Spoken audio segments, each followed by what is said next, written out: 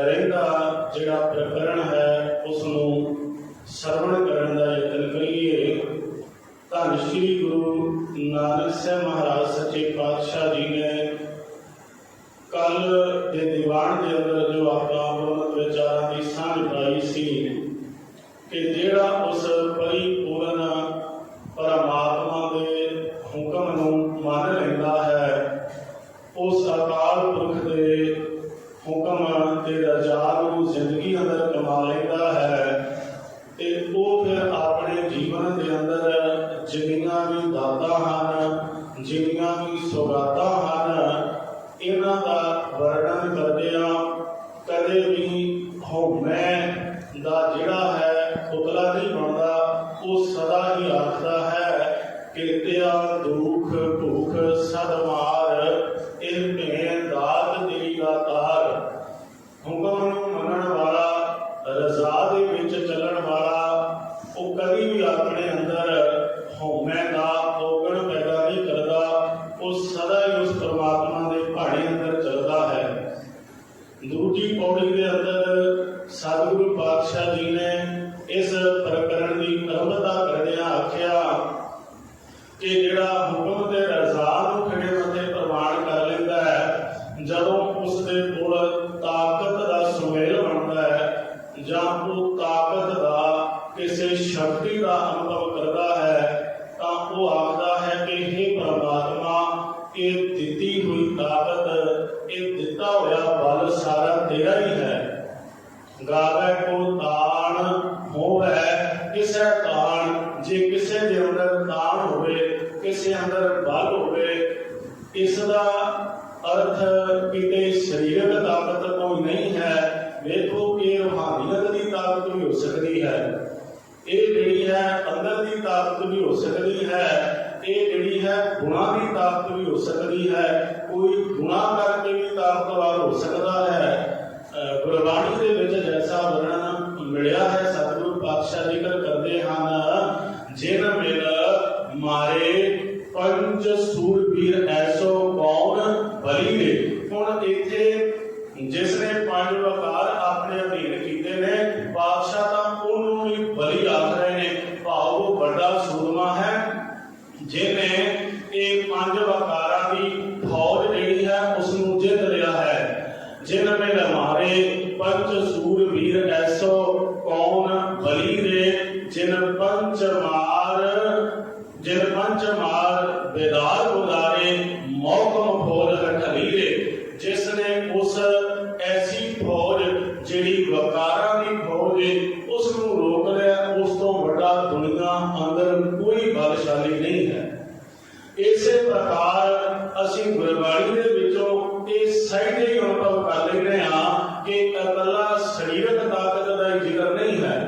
अपने अंदर रूहानियत की ताकत वाला, गुणा वाला भी जिहड़ा है वो बड़ा है, वो बलवान है, वो एक सूरमे की न्यायी है।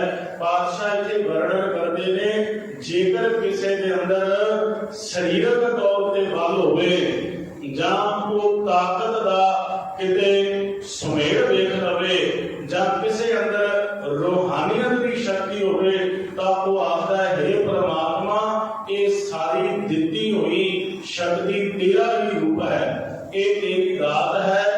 गावे को ताण होवे किसे ताण, गावे को दात जाने निशान। जेकर किसी के कोल कोई दात होवे तां वो इस दात नूं मान लैंदा, परमात्मा ये तेरी निशानी, ये तेरा चिन्ह है। गावे को विद्या विखम विचार, असल विच जेकर कोई ज्ञानवान बनता है, चाहे दुनियावी पढ़ाई हासिल करता है जां कोई आत्मक तौर पर ऊंचाइयां नूं छूंहदा है, जितनी भी वो विद्या पढ़ाई जिहड़ी है इकट्ठी करता है, जिसका पातशाह जी ने जिक्र किया है, एक इकल्ली सियाणप नहीं है, एक इकल्ली पढ़ाई नहीं है। असल विच विद्या दे विच वो हर गुण है जिसनूं मनुख ने किसी ना किसी तरीके हासिल किया है। एक ऐसा मनुख कुछ सिखलाई प्राप्त करके जदों हुक्म नूं मथे ते प्रवान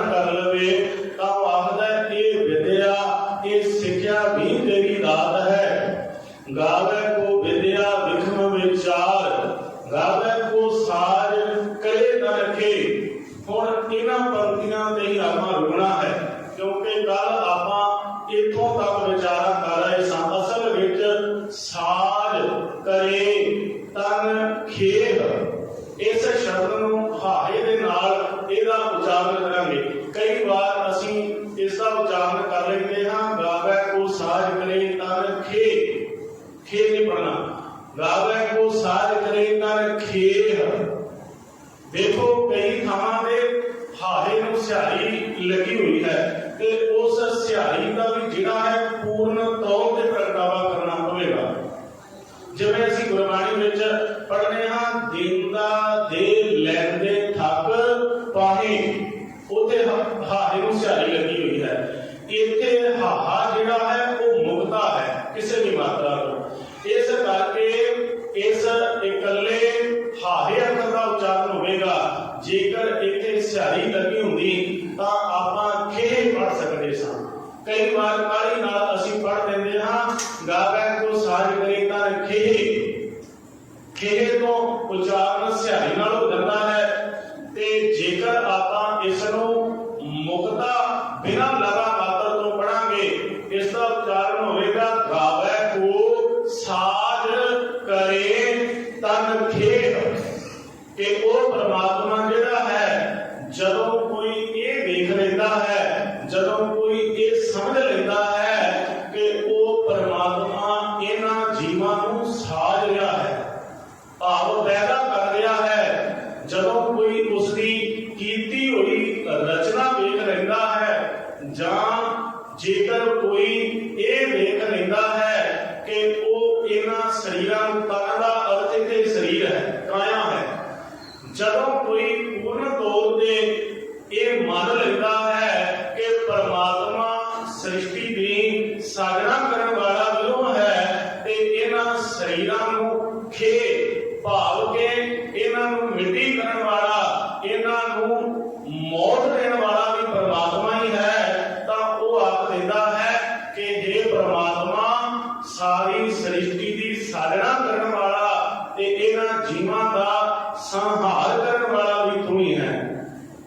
गावे को साज करे तन के, कोई ये कहता है कि परमात्मा तू सृष्टि की साधना कर रहा है, ते कोई जदों इत्थे दुनियावी तौर ते ये वेख लैंदा, कोई चढ़ा गया कि वो आखदा परमात्मा तू इन्हां जीवां नूं खत्म कर रहा है।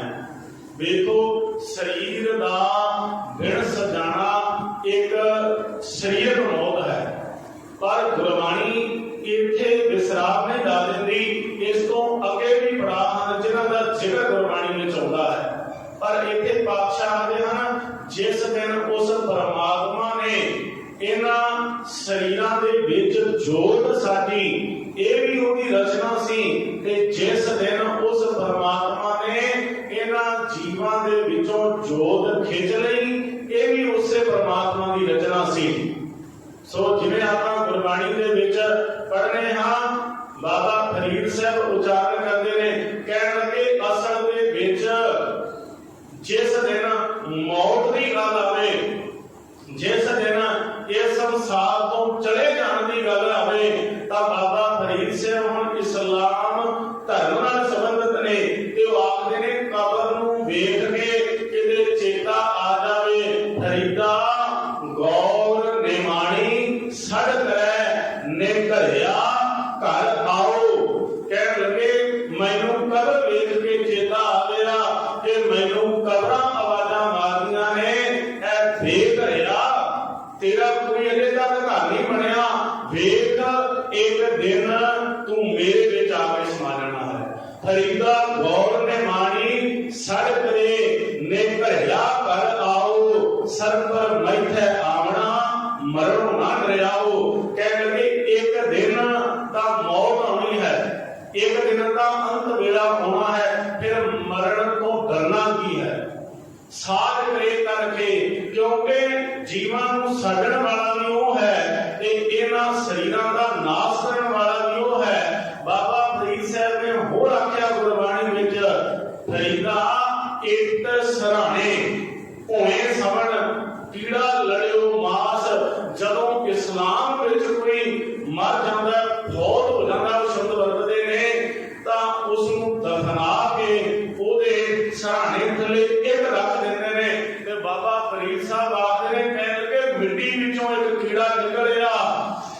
जिस शरीर नूं बड़ा सांभ के रखिया, जिस शरीर नूं इन्ना सांभिया, सिर नूं सवारिया, चेहरे नूं सवारिया, कहण लगे अज वो शरीर पिया सी, अज मिट्टी विच दबन पिया सी, ते कहण लगे मिट्टी विचों कीड़ा निकलिया, जेड़े चेहरे नूं सवार के रखदा सी, कहण लगे उस चेहरे नूं कीड़ियां नोच के खा लिया।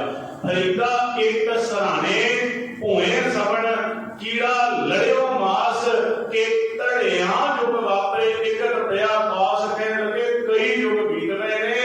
आ जिहड़ा शरीर किते दुनिया में दावे करदा फिरदा सी ना अपनी होमे दे, कहने लगे हड्डियां दा ढांचा होके मिट्टी विच पिया है।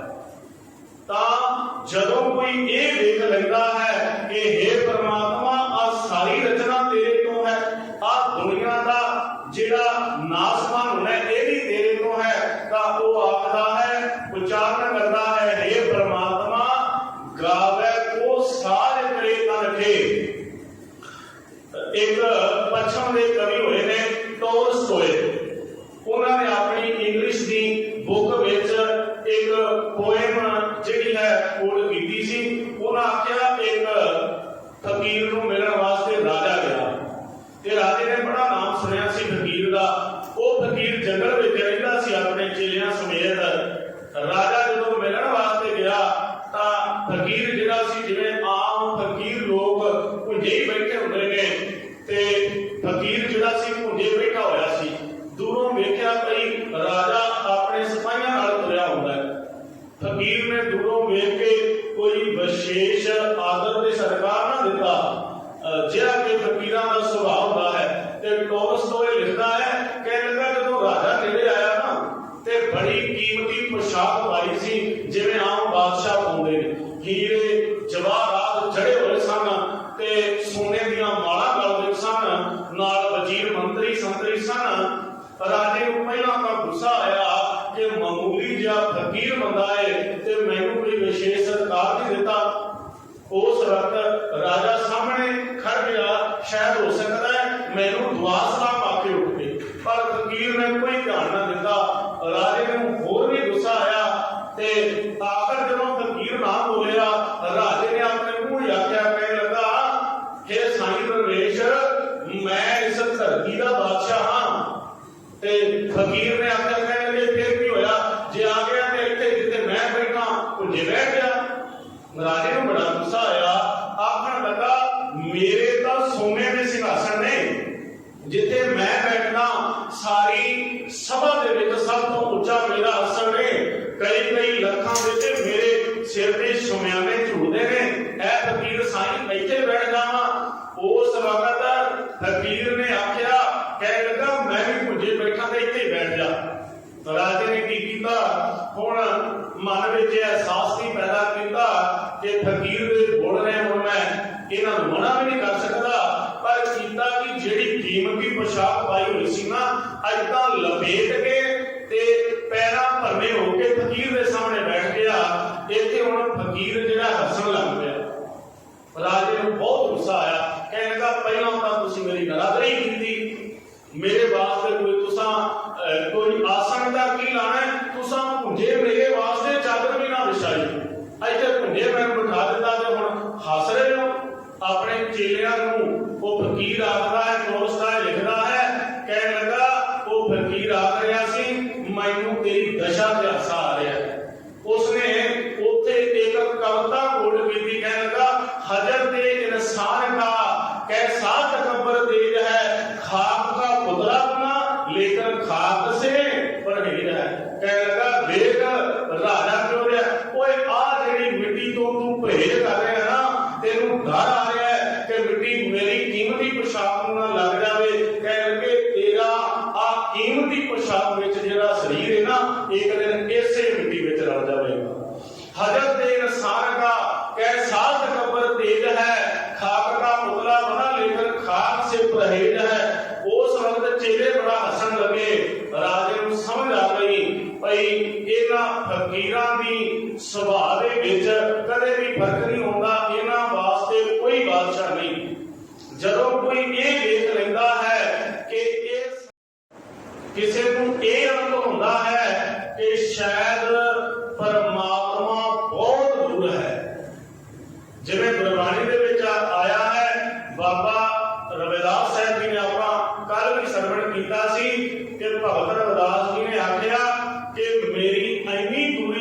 परमात्मा को कई जन्म बिछड़ने लग गए। बहुत जन्म बिछड़े थे माधो, ये जन्म तुम्हारे लिखे। कह रविदास आस लग जीवो, चिर भयो दर्शन देखे। ਜਦੋਂ ਕਈ ਜਨਮਾਂ ਦਾ ਵਿਛੋੜਾ ਪੈ ਜਾਂਦਾ ਹੈ ਤਾਂ ਜਦੋਂ ਕਿਸੇ ਨੂੰ ਅਨੁਭਵ ਹੁੰਦਾ ਹੈ ਕਿ ਪਰਮਾਤਮਾ ਤੋਂ ਬਹੁਤ ਦੂਰ ਹੈ, ਤੇ ਦੂਰੀ ਪਰਮਾਤਮਾ ਤੋਂ ਦੂਰ ਜਾਣਾ ਵੀ ਜਿਹੜਾ ਹੈ ਇਹ ਕੇਵਲ ਪਰਮਾਤਮਾ ਦੀ ਕਿਰਪਾ ਕਰਕੇ ਨਹੀਂ ਹੈ। ਜਦੋਂ ਅਸੀਂ 12 ਮਾਹ ਦੇ ਆਰੰਭ ਵਿੱਚ ਪੜ੍ਹਦੇ ਹਾਂ ਤਾਂ ਸਤਿਗੁਰੂ ਉੱਥੇ ਇਸ ਦਾ ਵਰਣਨ ਕਰਦੇ ਨੇ। ਕਹਿੰਦੇ ਕੋਈ ਇਹ ਆਖਦਾ ਹੈ कि परमात्मा केवल बाहर गया है, कोई ये मनी बैठा है कि शायद बाहरले दृष्टमान में परमात्मा रहता है। वो कह तो सब बाहर बाहर, वो कह तो सब महियो, महियो का अर्थ अंदर, हृदय के अंदर। वो कह तो सब महियो सर्व निवासी, सदा अलेपा संतर सन को बसइयो। कह लगे पर बाबा जी बाणी विच उच्चारण करते ने ਉਹ ਜਿਹੜਾ ਸਰਬ ਨਿਵਾਸੀ ਅਕਾਲ ਪੁਰਖ ਪਰਮਾਤਮਾ ਹੈ ਨਾ, ਉਹ ਭਗਤਾਂ ਦੇ ਸੰਤਾਂ ਦੇ ਜਪਣ ਵਾਲਿਆਂ ਦੇ ਹਿਰਦੇ ਵਿੱਚ ਵਸਦਾ ਹੈ। ਤਾਂ ਕਿਸੇ ਨੂੰ ਸਾਰੀ ਜ਼ਿੰਦਗੀ ਇਹ ਅਨੁਭਵ ਹੁੰਦਾ ਹੈ ਕਿ ਪਰਮਾਤਮਾ ਬਹੁਤ ਦੂਰ ਹੈ, ਉਸ ਨੂੰ ਪਾਉਣਾ ਬਹੁਤ ਔਖਾ ਹੈ। ਪਰ ਕੋਈ ਇਹ ਮੰਨ ਲੈਂਦਾ ਕਿ ਬਹੁਤ ਨੇੜੇ ਹੈ ਪਰਮਾਤਮਾ। ਗਾਵੇ ਕੋ ਜਾਪੈ, ਜਾਪੈ ਦਾ ਅਰਥ ਹੈ ਕਿਸੇ ਨੂੰ ਜਾਪਦਾ ਹੈ, ਕਿਸੇ ਨੂੰ ਇਹ ਲੱਗਦਾ ਹੈ। ਗਾਵੇ ਕੋ ਜਾਪੈ ਦਿਸੈ ਦੂਰ, ਗਾਵੇ ਕੋ ਵੇਖੈ ਹਾਦਰਾ ਹਦੂਰ। ਇੱਥੇ ਹਾਦਰਾ ਹਦੂਰ ਸ਼ਬਦ ਹੈ, ਅਸੀਂ ਆਮ ਤੌਰ ਤੇ ਪੰਜਾਬੀ ਵਿੱਚ ਹਾਜ਼ਰਾ ਹਜ਼ੂਰ ਪੜ੍ਹਦੇ ਹਾਂ। ਵੇਖੋ ਇਹਦੇ ਅਰਥ ਸਮਾਨਾਰਥਕ ਹਨ। ਸਤਿਗੁਰੂ ਉਚਾਰਨ ਕਰਦੇ ਨੇ ਕਿਸੇ ਨੂੰ ਤਾਂ ਪਰਮਾਤਮਾ ਦੂਰ ਭਾਸਦਾ ਹੈ, ਪਰ ਕਿਸੇ ਨੂੰ ਇਸ ਤਰ੍ਹਾਂ ਵੀ ਲੱਗਦਾ ਹੈ ਕਿ ਪਰਮਾਤਮਾ ਬਹੁਤ ਨੇੜੇ ਹੈ। ਭਗਤ ਰਵਿਦਾਸ ਜੀ ਫਿਰ ਆਪਣੇ ਪਾਵਨ ਸ਼ਬਦ ਦੇ ਅੰਦਰ ਵਰਣਨ ਕਰਦੇ ਨੇ, ਕਹਿਣ ਲੱਗੇ ਕਿ ਪਰਮਾਤਮਾ ਕਿੰਨਾ ਕੁ ਨੇੜੇ ਹੈ। ਕਹਿਣ ਲੱਗੇ ਜਿਵੇਂ ਮਨੁੱਖ ਦੇ ਸਰੀਰਕ ਅੰਗਾਂ ਦੇ ਵਿੱਚੋਂ ਸਭ ਤੋਂ ਨੇੜੇ ਦਾ ਅੰਗ ਹੱਥ ਹੈ, ਤੇ ਭਗਤ ਰਵਿਦਾਸ ਆਖਦੇ ਨੇ ਹੱਥ ਤੋਂ ਵੀ ਨੇੜੇ ਪਰਮਾਤਮਾ ਹੈ। ਹੁਣ ਸਾਡੇ ਸਰੀਰ ਦੇ ਵਿੱਚ ਕੋਈ ਵੀ ਕਿਰਿਆ ਹੋਵੇ, ਕਿਤੇ ਦਰਦ ਹੁੰਦਾ ਹੋਵੇ, ਕਿਤੇ ਕਿਸੇ ਤਰੀਕੇ ਦੇ ਨਾਲ ਜਲਨ ਹੁੰਦੀ ਹੋਵੇ, ਕਿਤੇ ਸੱਟ ਲੱਗ ਜਾਵੇ, ਉੱਥੇ ਦੇਖੋ ਅੱਖਾਂ ਪਹਿਲਾਂ ਨਹੀਂ ਪਹੁੰਚਦੀਆਂ, ਕੰਨਾਂ ਦਾ ਜਿਹੜਾ ਦ੍ਰਿਸ਼ਟੀ ਹੈ ਉਹ ਪਹਿਲਾਂ ਨਹੀਂ ਪਹੁੰਚਦੀ, ਤੇ ਉੱਥੇ ਸਭ ਤੋਂ ਪਹਿਲਾਂ ਜਿਹੜਾ ਪਹੁੰਚਦਾ ਹੈ ਹੱਥ ਜਾਂਦਾ ਹੈ। ਜੇ ਕਿਤੇ ਸੱਟ ਲੱਗੇ ਸਰੀਰਕ ਤੌਰ ਤੇ ਵੀ ਤਾਂ ਹੱਥ ਲਾ ਕੇ ਉੱਥੇ ਵੇਖਦਾ ਹੈ। ਤਾਂ ਉਸ ਵਕਤ ਭਗਤ ਰਵਿਦਾਸ ਜੀ ਉਚਾਰਨ ਕਰਦੇ ਹਨ, ਕਹਿ ਰਵਿਦਾਸ ਹਾਥ ਬਹਿ ਨੇੜੇ ਸਹਿਜੇ ਹੋਏ ਸੋ ਹੋਈ। ਕਹਿ ਲਗੇ ਪਰਮਾਤਮਾ ਤਾਂ ਹੱਥ ਤੋਂ ਵੀ ਨੇੜੇ ਹੈ। ਸਤਿਗੁਰੂ ਪਾਤਸ਼ਾਹ ਉਚਾਰਨ ਕਰਦੇ ਹਨ, ਇੰਨਾ ਨੇੜੇ ਹੈ ਬਾਹ ਵੀ ਕੇ ਪਾਤ ਪਰਦੋ ਬਿਨ ਵੇਖੇ ਦੂਰ ਆਇਓ। ਕਹਿ ਲਗੇ ਜਿਸ ਨੂੰ ਨੇੜੇ ਅਹਿਸਾਸ ਹੁੰਦਾ ਹੈ, ਬਹੁਤ ਨੇੜੇ ਹੈ, ਤੇ ਉਹਦੇ ਤੇ ਪਰਮਾਤਮਾ ਦੇ ਦਰਮਿਆਨ ਇੰਨਾ ਕੁ ਪਰਦਾ ਰਹਿ ਜਾਂਦਾ ਹੈ, ਮਾਨੋ ਜਿਵੇਂ ਇੱਕ ਭੰਬੀਰੀ ਕੀੜੇ ਦਾ ਬਰੀਕ ਜਿੰਨਾ ਖੰਭ ਹੋਵੇ ਜਿਸ ਦੇ ਆਰ-ਪਾਰ ਵੇਖਿਆ ਜਾ ਸਕਦਾ ਹੈ। ਤੇ ਕਹਿਣ ਲੱਗੇ ਰੱਬ ਦੇ ਤੇ ਜਪਣ ਵਾਲੇ ਦੇ ਦਰਮਿਆਨ ਇੰਨਾ ਕੁ ਪਰਦਾ ਬਾਕੀ ਰਹਿ ਜਾਂਦਾ ਹੈ।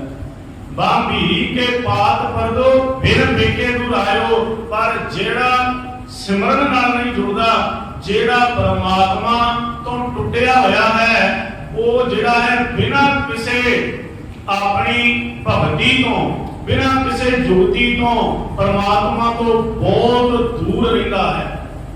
ਉਹਨਾਂ ਦੇ ਜਨਮਾਂ ਜਨਮਾਂਤਰਾਂ ਦੇ ਵਿਛੋੜੇ ਪਏ ਰਹਿੰਦੇ ਹਨ। ਸਤਿਗੁਰੂ ਉਚਾਰਨ ਕਰ ਰਹੇ ਹਨ, ਗਾਵੇ ਕੋ ਜਾਪੈ ਦਿਸੈ ਦੂਰ, ਗਾਵੇ ਕੋ ਵੇਖੈ ਹਾਦਰਾ ਦੂਰ, ਕਥਨਾ ਕਥੀ ਨਾ ਆਵੇ ਕੋਟ, ਕਥ ਕਥ कथ कथी कोटि कोट कोट। परमात्मा जिहड़ा है कथनी विच नहीं होंदा। बड़े लोगों ने जोर लगा के वेख लिया, भावे इस पौड़ी दे विच आरंभ तो लैके किन्ना कुछ सानू वर्णन मिलता है कि कोई जिहड़ा है ताकत वाला, ये आख रहा परमात्मा ताकत वाला है, बल वाला है, पढ़ाई करने वाला, विद्या प्राप्त करने वाला आंदा है भाई परमात्मा बड़ी विद्या का मालक है। ते कह लगे कोई ये आखदा है परमात्मा साजण वाला ते मारन वाला है, कोई आखदा है कि नेड़े है कोई दूर है। पर सतगुरु उच्चारण करते हैं इस पौड़ी के अखीर विच बहुत कथनी करने वाले हैं परमात्मा की, पर असल विच उस परमात्मा नूं फिर भी कोई पूरा बयान नहीं कर सकता। कथना कथी ना आवे कोट, कह लगे जिन्ना मर्जी उसनूं कथन करते रहिए, जिन्ना मर्जी उसनूं उच्चारण करते रहिए, पर कह लगे उस दे विच कदे भी टोटा नहीं होगा, उसके गुण मुकण विच ही नहीं आते। जदों जिवें आपां बाणी विच पढ़ने हां सतगुरु उच्चारण करते हैं तुम दाते ठाकुर प्रतिपालक नायक खसम हमारे। पंक्ति एक है कि उसदे विच किन्ने गुणां दा जिक्र कर दिता है। तुम दाते, दाता भी तू है, तुम दाते ठाकुर प्रतिपालक, प्रतिपालना करने वाला भी तू है, तुम दाते ठाकुर प्रतिपालक नायक, नायक का अर्थ होता है श्रोमणी श्रेष्ठ, तुम दाते ठाकुर प्रतिपालक नायक खसम, खसम का अर्थ फिर है मालक, नायक खसम हमारे निमख, निमख तुम ही प्रतिपालो हम बारक तुमरे तारे जेवा एक। फिर होता है जी परमात्मा का वर्णन, कह लगे किन्ने गुणा का मालक है। पहला गुणा का जिक्र होया, पहला आख्या तू दाता है, फिर आख्या प्रतिपालना करने वाला है, फिर आख्या नायक श्रोमणी है, ते अखीर जदों कुछ भी वर्णन करने वास्ते ना बचिया ता आख्या जेवा एक कमण गुण कही है, बेशुमार बेअंत स्वामी तेरो अंत ना गिन ही है। हे परमात्मा मेरी एक जीव है, जिवें आपां इसे जपजी साहिब जी दे विच पढ़दे हां, एक दू जीवों लख होए, लख होवे लख 20 लख लख एड़ा आखी है, एक नाम जगदीश, एक त्राहे पत कबड़ियां चढ़िया हुए 21। सुन गल्लां आकाश की कीटा आई रीस। सतगुरु पातशाह उच्चारण करते हैं जेकर एक जीव होवे, एक जीव तो मेरिया लखां जीवां बन जान, एक तू जीवों लख होवे, लख होवे लख 20 कह लगे, एक जीव तो 1 लाख जीवा बन जान, लाख तो 20 लाख बन जान, कह लगे 20 लाख तो भी होर बन जान, पर कह लगे फिर भी एक दो जीवों लाख होवे, लाख होवे लाख 20 लख लख केड़ा आखिए एक नाम जगदीश। लखां जीवां दे नाल लखां वारी भी परमात्मा का नाम उच्चारण कर लईए, पर उस जगत दे ईश नूं फिर भी कोई पूरा बयान नहीं कर सकेगा। सतगुरु उच्चारण कर रहे हैं कथना कथी ना आवे टोट, कथ कथ कथी कोटि कोट कोट। कह लगे कई कथन करने वाले, कथ कथ बार बार कथन करने वाले, बयान करने वाले, कथ कथ कथी, कथी का अर्थ उच्चारण करके थक गए हैं। परमात्मा तेनू गाउण वाले थक जाते ने। कथ कथ कथी कोटि कोट कोट, कोट का अर्थ लख, कह लगे लखां वारी थक जाते ने परमात्मा तेनू उच्चारण करने वाले, पर तू किसे भी कथनी विच नहीं हुंदा, तू किसे दे भी पूरे लफ्जां दे विच नहीं समा सकदा। अगला वचन आउंदा है देंदा दे लैंदे थक पाए। देखो इथे देंदा शब्द है, भाव दे रहा है, दो समानार्थक शब्द हैं, देंदा दे लैंदे। पर परमात्मा दाता दे दे के थक जाता है, पर लैण वाले थक जाते हैं। दाता में कभी टोट नहीं होती, ऐसा नहीं कि दाता मुक जांदियां ने। दात इस संसार तो कदे भी खत्म नहीं हुई, रब्बी दात तो कोई वादा नहीं होता, पर जीव जिहड़ा है भोगण वास्ते कुछ बाकी बचता ही नहीं।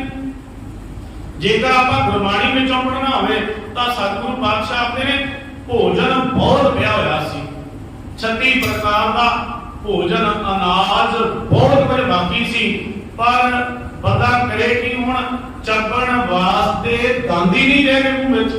दात तां खत्म नहीं ना हुई, चबण चलन रतन से सुनियर रह गए। कितनी चीजों का जिक्र हो गया जी। कह लगे ना तां चबण वास्ते मुंह विच दंद रह गए, दात नहीं मुक्की, दंद मुक गए ने, खा नहीं सकता हुण। देखो जवानी में ਜਿਹੜੀਆਂ ਚੀਜ਼ਾਂ खा लेता सी, मक्की के दाने चक लेता सी, सारा कुछ खा लेता सी, हुण दात खाण वास्ते शरीर दे विच शक्ति नहीं रह गई। चबण चलन चलन वास्ते हुण पैरां विच बल नहीं रह गया। ऐसा नहीं कि मंजिलां मुक गईयां ने, ऐसा नहीं कि सफर मुक गया है, सफर बाकी रहता है, अजे जिंदगी अध वाटे है, रब तक नहीं पहुंचा। बाबे फरीद ने तां उलामा मारिया सी वकारा नूं, कह लगे ए दोए नैना मत छूहो फिर देखण की आस। इथे किसे आप आखने कान उलामा दिता नहीं, ओ वकारा रूपी कान आख्या, कह लगे हे वकारो किते मैनू अजे ठग ना जाओ जी, क्योंकि अजे पंध बाकी रहिंदा है। इथे देखो चबण वाले दात नहीं ते मुक्की, दंद मुक गए ने, दंद चले गए मुंह विचों, चबण चलन पैरां विचों जोत सत्या नहीं रही, किते नहीं जा सकता। देखो जिहड़ा सत संगत है ना, तां वार-वार प्रेरित करीदा है भई सत संगत विच आइए। एक समा होना ने जिस दिन असीं आखना कोई नहीं जाया जांदा गुरुद्वारे, की करिए हुण नहीं जाया जांदा, इत्थे ही जड़ीए स्पीकर की आवाज आ जांदी, इत्थे ही आखो किसी नूं पाठ कर देवे, कोल घर दा परिवारक मैंबर जपजी साहब कर देवे, सुखमनी साहब कर दे, हुण नहीं जाया जांदा क्योंकि पैरां विच सत्या बाकी नहीं रह गई। चबण चलन रतन से, रतन का अर्थ आ दृष्टि, आ नेत्र देखण वास्ते। हुण तां परिवार दे जी भी विखाई नहीं देंदे, रब विखाई देना तां बड़े दूर दीयां गल्लां ने। हुण तां पुत्तर धीआं नज़र नहीं आउंदे। जिस दिन ये अवस्था आउंदी है ना प्यारिओ, उस दिन पछतावे तो अलावा कुछ बाकी नहीं रह जांदा। बाबे कबीर साहब ने ऐसे करके आख्या सी, कौ कबीर तब ही न जागै जम का डंड मुंड में लागै। कहते उदों बंदा जागदा है जदों जम डंडा गल संगल पड़िया भाग गए से पंच जना। कह लगे जिस दिन जमा का डंडा पैंदा है ना, उसे दिन ही सारी सुरती गैम होंदी। इत्थे आख्या कह लगे दात किते मुक जाती है, नहीं खत्म होंदी। चबण चलन रतन से सुनियर बह गए, हेरे मुक्ति धाम से जाने चल गए। कह लगे घरदियां ने धाम मारी उच्ची सारी, अज साडा पुत्र चलिया गया, किसे आख्या साडा बाप चलिया गया, किसे आख्या साडा पुत्र जां किसे ने किसे प्रकार का जो रिश्ता जुड़िया सी आख्या साडा जान तो प्यारा चलिया गया। दात ते नहीं ना मुक्की होने वास्ते, बंदा खत्म हो गया। इत्थे परमात्मा किन्नियां दातां दे रहा है, लैण वाले दातां प्राप्त करने वाले थक जाते हैं, ये शरीर थक जाता है, पर किते दात मुकदी। आप पिछले दिनों में श्रवण किया सी, भगत भीखड़ जी ने जिक्र किया है, कह के नैनो नीर बह तन कीना भए केस दुध मानी। हुण आ जिहड़े काले केस सन, आ दुध वर्गे चिट्टे हो गए ने, इन्हां नेत्रां विचों हर समय पानी वगदा रहिंदा है। ऐसी अवस्था एक दिन आ जाती है। नैनो नीर बह तन कीना, तन कीना का अर्थ शरीरक तौर पर कमजोर हो जाना। नैनो नीर बह तन कीना भए केस दुध मानी, रुदा कंठ शब्द नहीं उचरै अब क्या करे प्राणी। रुदा का अर्थ हुण जबान विचों शब्द नहीं निकलते, की बंदा सिमरन करे, की किसी को आखे। हुण अवस्था ही ऐसी आ जाती है बुढ़ेपे विच जाके ਉੱਥੇ ਤੇ ਆਵਾਜ਼ ਵੀ ਮੂੰਹ ਵਿੱਚੋਂ ਨਹੀਂ ਨਿਕਲ ਸਕਦੀ ਕਿ ਕਿਤੇ ਘਰ ਵਾਲਿਆਂ ਤੋਂ ਪਾਣੀ ਦਾ ਗਲਾਸ ਹੀ ਮੰਗ ਲਵੇ। रुदा कंठ शब्द नहीं उचरे, अब क्या करे प्राणी राम राय होवे, वैद बनवारी अपने संता लेहो बारी। कहन लगे एक केवल परमात्मा है जेड़ा इस रोग की दवाई दे देवे नाम रूपी सिमरन, नहीं तो इत्थे कोई दवाई नहीं। औखद हर को नाम दयाल मोहया तुर, तेरी घट नहीं जानी तू सद ही दीन दयाल। इत्थे आखिया दाता देण वाला दाता दे ही जा रहा है, बेअंत दाता वंडी जा रहा है, पर दाता असल विच नहीं मुकदियां। देण वाला नहीं थकदा, लैण वाले थक जाया करदे ने। देंदा दे, लैंदे थक पाहे, जुगा जुगंतर खाही खाए। कहने लगे जुगा जुगंतर का अर्थ ये नहीं करना कि जुगा जुगंतरा तो जुग अंतर जुगा विच। कहने लगे हर जुग दे विच जुगा जुगंतर जुग अंतर जुग दे विच हर जुग दे विच ये जीव जेड़े ने रब्बी दाता जेड़े ने भोगदे आए ने। हर जुग विच ये जीव नूं जिहड़ा है दात दे के भेजिया है। पहलों देता रिजक उपाह, पिछों देता जंत उपाह।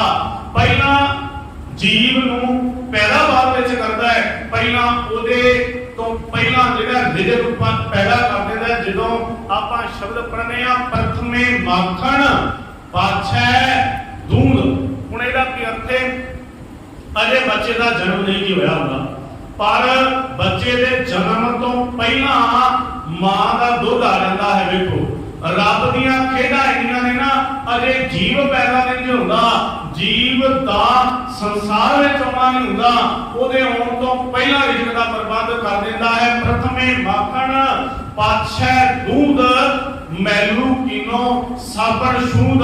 कहण लगे मैल दा भरिया उसने शुद्ध कर दिता। इत्थे आख्या केवल इस समय विच नहीं, हर जुग विच ये जीव जिहड़े ने रब्बी दाता जिहड़े ने भोगदे आए हन। जुगा जुगंतर खाही खाहे, हुक्म ही हुक्म। देखो जिस हुक्म की व्याख्या चल रही है ना, जिस हुक्मी करते की व्याख्या पिछलियां पौड़ियां तो आरंभ हुई है, इत्थे दो शब्द हुण इकट्ठे आ गए।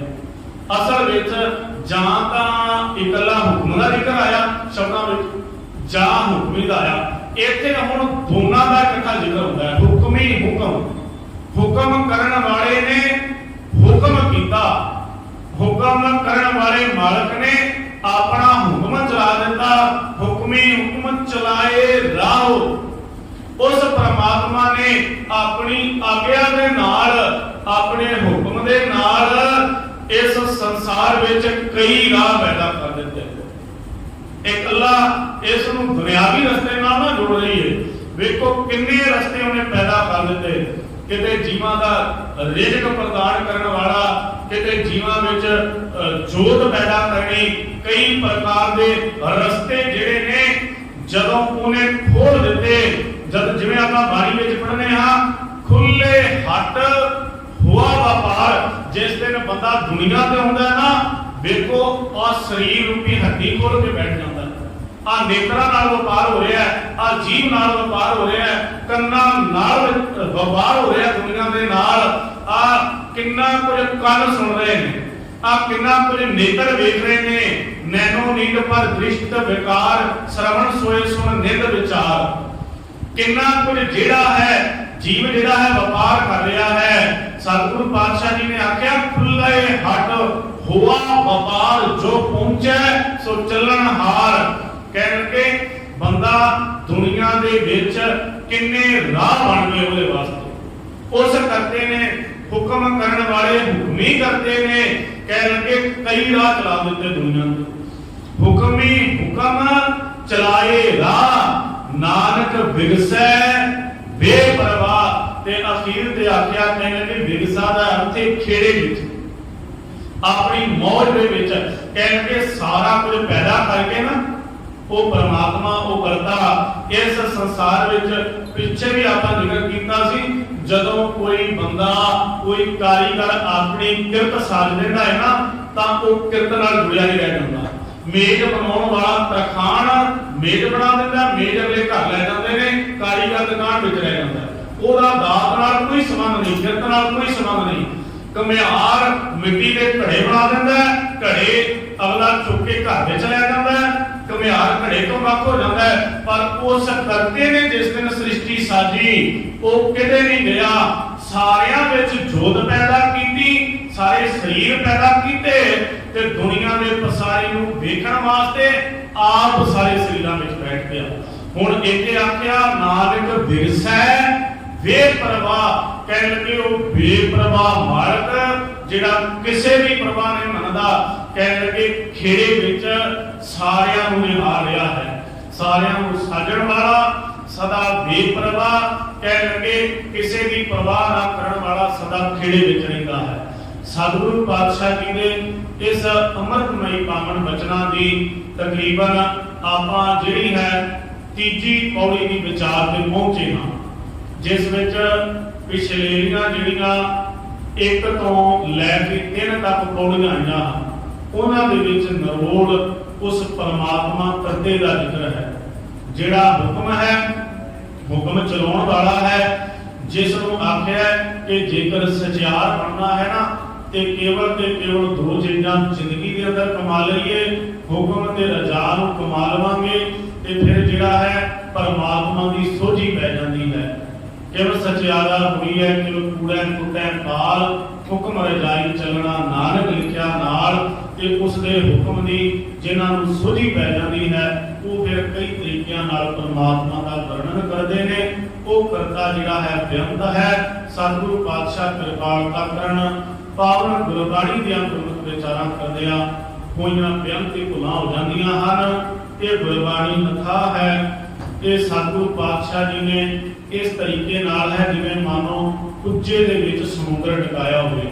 ਇਹ ਸਰੀਰ ਜਿਹੜਾ ਹੈ, ਇਸ ਦੇ ਨਾਲ ਆਪਾਂ ਗੁਰਬਾਣੀ ਦੀ ਜਿਹੜੀ ਹੈ ਵਿਆਖਿਆ ਨਹੀਂ ਕਰ ਸਕਦੇ। ਸਤਿਗੁਰੂ ਪਾਤਸ਼ਾਹ ਬੇਅੰਤ ਮਾਲਕ ਹਨ। ਪਾਵਨ ਗੁਰਬਾਣੀ ਦੀਆਂ ਵਿਚਾਰਾਂ ਕਰਦਿਆਂ ਬੇਅੰਤ ਭੁੱਲਾਂ ਹੋ ਜਾਂਦੀਆਂ ਨੇ। ਬਖਸ਼ ਲੈਣਾ ਜੀ ਹੋਈਆਂ ਬੇਅੰਤ ਭੁੱਲਾਂ ਦੀ ਖਿਮਾ। ਵਾਹਿਗੁਰੂ ਜੀ ਕਾ ਖਾਲਸਾ, ਵਾਹਿਗੁਰੂ ਜੀ ਕੀ ਫਤਿਹ। ਸ਼ਲੋਕ ਪਵਨ ਗੁਰੂ ਬਾਣੀ ਪਿਤਾ।